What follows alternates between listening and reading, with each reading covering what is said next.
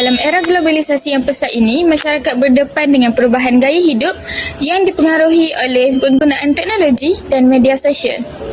Salah satu fenomena yang semakin ketara ialah hedonism, iaitu kecenderungan individu untuk mengejar keseronokan dan kepuasan diri secara berlebihan tanpa mengambil kira nilai agama, moral serta kesan jangka panjang.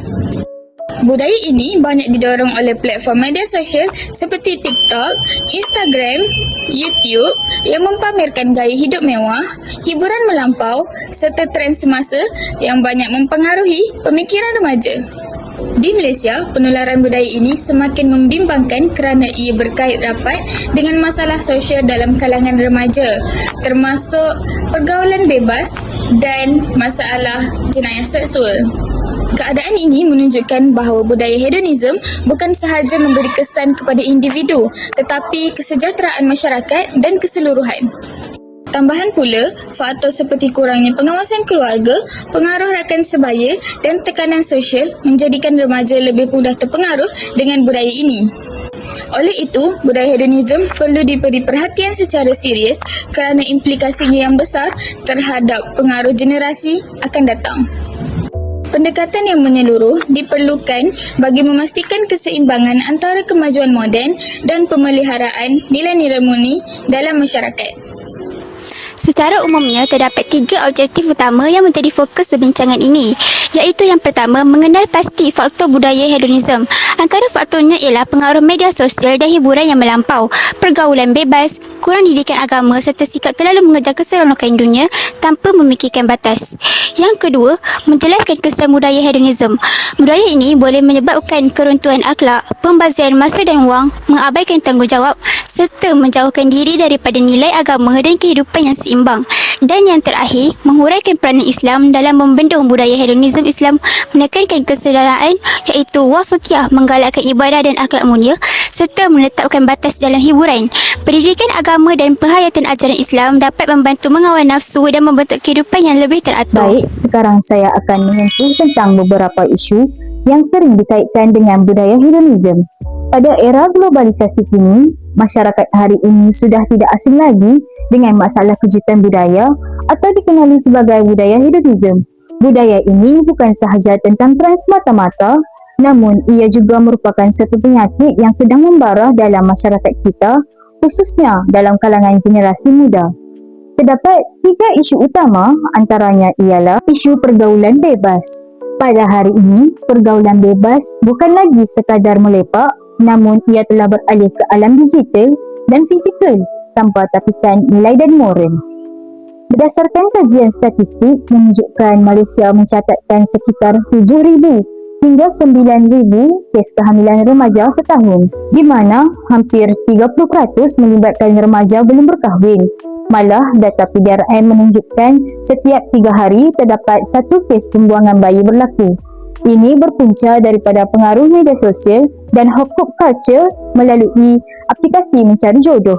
Sesungguhnya Allah Subhanahu Wa Taala telah berfirman di dalam Al-Quran, "A'udzubillahi minasyaitonirrajim, wa la taqrabuz zina, innahu kana fahishatan wa sa'a sabila." Yang bermaksud, dan janganlah kamu mendekati zina.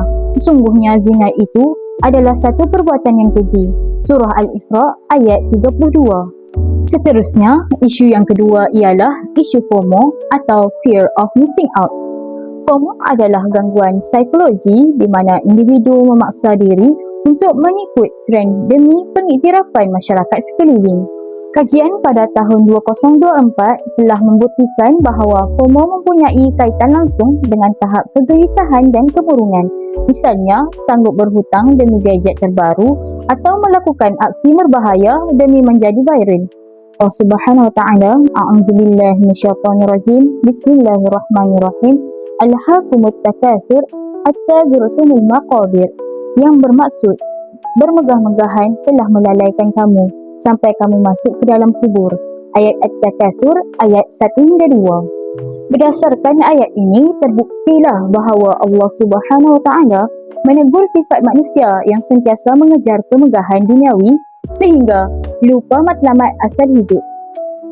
Akhir sekali, isu yang ketiga ialah isu penyebaran kandungan lucah. Isu ini adalah krisis yang paling meruncing dan sangat membimbangkan. Ini kerana dengan adanya teknologi AI seperti deepfake, penyebaran kandungan lucah kini menjadi lebih agresif dan merosakkan maruah mangsa dalam sekelip mata. Data SKMM pada tahun 2023 hingga tahun 2025 telah mendedahkan dan mencatat tentang peningkatan aduan video intim tanpa izin, malah kadar ketagihan pornografi di Malaysia antara yang tinggi di Asia Tenggara. Sesungguhnya Allah Subhanahu Wa Taala telah memberi amaran dengan berfirman dalam surah An-Nur ayat 19, A'udzu billahi minasyaitonir rajim. Innal ladzina yuhibbuna an tashi'al fahishatu fil ladzina amanu lahum 'adzabun alimun fid dunya wal akhirah. Yang bermaksud sesungguhnya orang-orang yang ingin mengejar perbuatan yang amat keji itu tersebar di kalangan orang-orang yang beriman. Bagi mereka azab yang pedih di dunia dan di akhirat. Secara tuntasnya, ketiga-tiga isu ini saling berkait rapat antara satu sama lain. Hal ini kerana pergaulan bebas bermula daripada FOMO dan akhirnya menyebabkan seseorang individu tersebut terjebak dalam kancah kandungan lucah. Oleh itu, masyarakat hari ini bukan sahaja perlu ditegaskan dengan undang-undang, namun kita juga perlu memperkukuhkan benteng iman serta kesedaran diri yang tinggi. Akhir kata, ingat apa yang kita tonton dan lakukan hari ini adalah cerminan masa depan kita. Berhenti mengejar dunia yang fana, mula membina jati diri yang bermakna. Antara kesan budaya hedonisme ialah menyebabkan keruntuhan akhlak dan moral sehingga individu hilang rasa malu. Menurut Raihanah Afiqah, tahun 2022, budaya hedonisme memberi kesan besar terhadap pembentukan akhlak sehingga mendorong individu melakukan perkara yang bertentangan dengan nilai dan agama. Apabila hilang rasa malu, individu lebih mudah mengabaikan batas pergaulan dan tidak lagi memikirkan dosa serta maruah diri. Contohnya, pergaulan bebas, hiburan melampau, budaya seks bebas dan hubungan tanpa ikatan. Kejelaslah budaya hedonisme menjadi punca utama keruntuhan akhlak dalam kalangan masyarakat. Menurut Raihanah 2022, budaya hedonisme juga memberi kesan terhadap kehidupan sosial dan ekonomi individu akibat gaya hidup yang tidak terkawal. Apabila individu terlalu mengejar kemewahan, mereka cenderung berbelanja secara berlebihan dan gagal mengurus kewangan secara berhemah. Contohnya, berhutang demi barangan berjenama, berbelanja besar untuk hiburan serta pembaziran kewangan. Keadaan ini boleh menyebabkan tekanan emosi, masalah hutang dan pertengkaran keluarga dan konflik rumah tangga. Kesannya, budaya hedonisme melemahkan ekonomi individu dan merosakkan keharmonian keluarga. Antara peranan Islam seterusnya adalah menutup jalan maksiat melalui larangan mendekati zina. Islam mencegah kerosakan sosial dengan melarang zina dan perkara yang boleh membawa ke arahnya. Menurut Yusuf Al-Qadrawi tahun 2010, Islam menekankan konsep sadduz zara'i, iaitu menutup jalan yang membawa kepada maksiat demi menjaga kehormatan masyarakat. Dalil Al-Quran dalam surah Al-Isra ayat 32, A'udzu billahi minasyaitonir rajim. Wala taqrabuz zina innahu kana fahishatan wa sa'a sabila. Maksudnya, dan janganlah kamu mendekati zina, sesungguhnya zina itu satu perbuatan keji dan jalan yang buruk. Ayat ini membuktikan Islam bukan sahaja melarang zina, malah menghalang semua perkara yang boleh membawa kepada zina, seperti pergaulan bebas dan hiburan tanpa batas. Contohnya, hubungan bebas lelaki dan perempuan, budaya seks bebas serta aktiviti hiburan yang melampau. Maka jelaslah Islam menjaga maruah manusia dengan mengawal pergaulan dan menutup ruang maksiat. Sekian sahaja daripada saya. Assalamualaikum warahmatullahi wabarakatuh. InsyaAllah pada kali ini saya akan kongsikan kepada anda 3 faktor utama berlakunya budaya hedonisme. Okey, sebelum tu saya akan ringkaskan apakah itu budaya hedonisme. Secara ringkasnya, budaya hedonisme ialah gaya hidup yang terlalu mengejar keseronokan, hiburan dan kepuasan diri tanpa memikirkan batas moral atau kesan jangka panjang. Budaya ini berpunca daripada 3 faktor utama. Faktor yang pertama ialah pengaruh media sosial.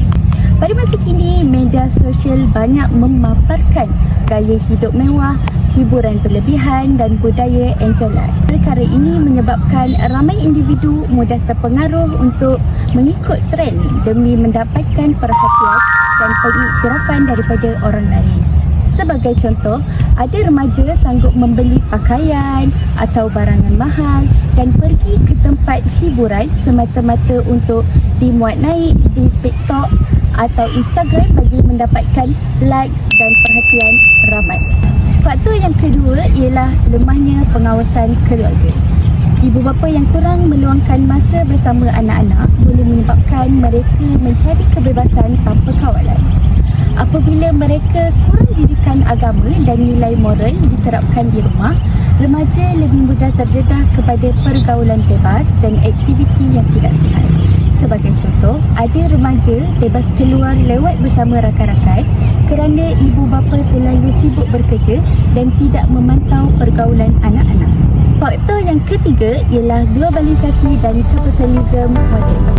Kemasukan budaya barat melalui filem, muzik dan hiburan menyebabkan masyarakat semakin terdedah kepada budaya yang mengutamakan keseronokan. Selain itu, syarikat-syarikat besar juga menggunakan hiburan dan tren semasa untuk menarik pengguna membeli sesuatu produk sehingga wujudnya budaya hidup berlebihan dan materialistik. Sebagai contoh, ada sesetengah remaja terpengaruh daripada gaya hidup artis daripada luar negara yang bebas berhibur dan akhirnya cuba meniru budaya tersebut dalam kehidupan harian mereka. Kesimpulannya, budaya hedonisme ialah gaya hidup yang terlalu mengejar keseronokan dan kepuasan diri sehingga mengabaikan nilai moral, agama dan tanggungjawab sosial. Fenomena ini semakin menjadi-jadi disebabkan pengaruh media sosial, pengaruh rakan sebaya, kurangnya didikan agama serta gaya hidup moden yang banyak menekankan hiburan. Kesan daripada budaya ini sememangnya membimbangkan kerana boleh membawa kepada keruntuhan akhlak, pembaziran sumber, kelemahan jati diri dan berbagai masalah sosial dalam kalangan masyarakat. Mereka yang terjebak juga mudah hilang arah tujuan hidup serta jauh daripada nilai-nilai murni. Dalam hal ini juga, agama Islam sangat penting sebagai benteng utama untuk membentuk manusia yang seimbang. Melalui iman, pendidikan agama dan akhlak yang baik, Islam membimbing manusia agar hidup sederhana, berdisiplin dan sentiasa menjaga halal dan haram dalam setiap perkara dalam kehidupan manusia. Assalamualaikum warahmatullahi wabarakatuh. Bersama saya, Saudari Eza, akan ditemu ramah mengenai hedonisme di Malaysia.